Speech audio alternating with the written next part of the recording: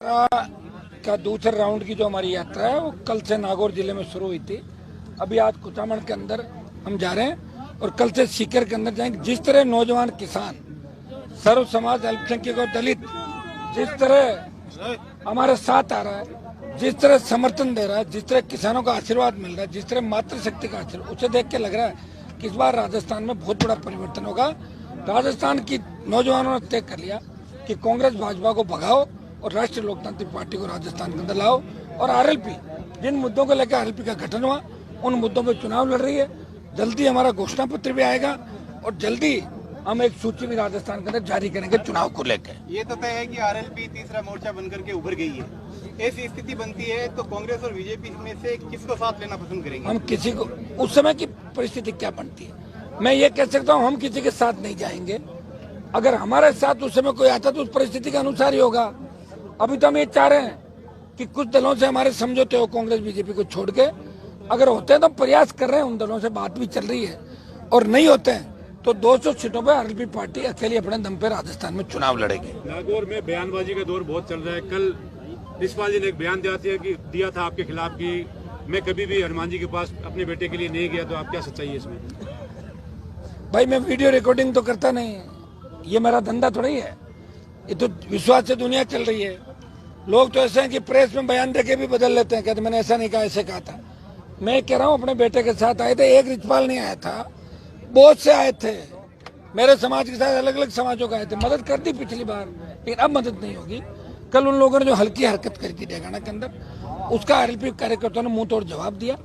कोई व्यक्ति अगर अपनी सभा कर रहा है और उस सभा में 20-30 क्रिमिनल लोगों को भेज देना, मैंने तो इनके पारिवारिक जो मामले हुए उनमें भी दखल नहीं दिया था। किस तरह की घटनाएं, किस तरह की बदनामी हुई थी, मैं नहीं बोलता। मैं किसी के पारिवारिक मामलों में हस्तक्षेप नहीं करता। लेकिन इस तरह की अगर हरकतें करेंगे तो आप जानते हो, जिसके खुद के घर शीशे के बने होते वो दूसरे के घरों पे पत्थर नहीं फेंकते।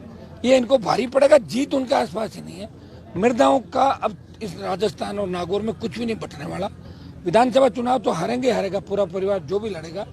24 में भी लोकसभा में इनका कुछ भी नहीं होने वाला। ये तो गए यहाँ से, क्योंकि ये विकास के अवरोध थे, इन्होंने विकास को गति नहीं दी।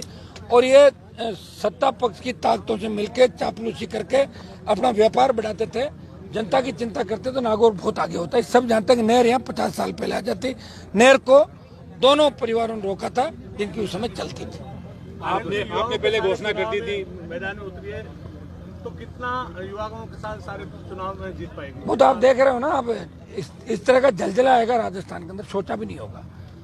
कितनी सीट जीतेंगे ये तो मैं नहीं कह सकता, लेकिन कांग्रेस बीजेपी की धड़कनें पूछ लो क्या हो गई। बार बार मोदी अमित शाह राजस्थान में क्यों आ रहे हैं? कांग्रेस के डर से बीजेपी के नेता नहीं आ रहे हैं, आरएलपी के डर से।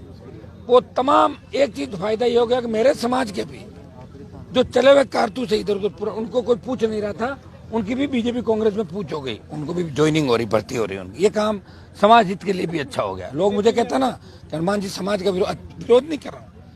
मेरी वजह से बंद पड़ी दुकानें चल पड़ी थी, समाज की दुकानों पर कुछ भी नहीं था, वो चले गए वहाँ पर। आपने पहले घोषणा कर दी है कि मैं चुनाव लड़ूंगा। इसका आरएलपी को कितना फायदा मिलेगा, कांग्रेस को कितना फायदा मिलेगा? बीजेपी का तो कोई चेहरा है ही नहीं, और कांग्रेस भी बिना चेहरे के ही लड़ रही है।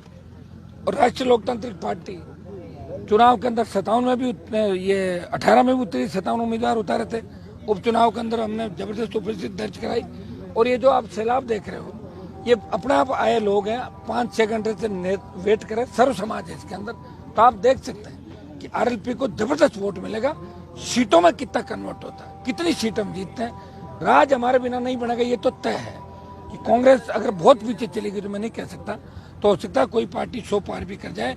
लेकिन अगर बराबर की टक्कर रही पार्टियों में तो आरएलपी बराबर की टक्कर तीसरे मोर्चे के रूप में दोनों पार्टियों में राजस्थान जल्दी करेंगे हम सूची। मैंने आपको बता दिया ना, अगर समझौता किसी भी दल से नहीं होता तो 200 उतारेगी।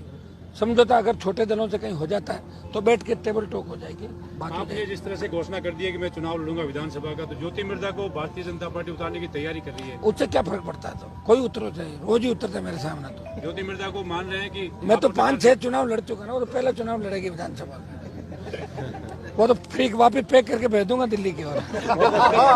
उसको भी कर दूंगा, उसके चाचा को भी कर दूंगा। 10 की 10।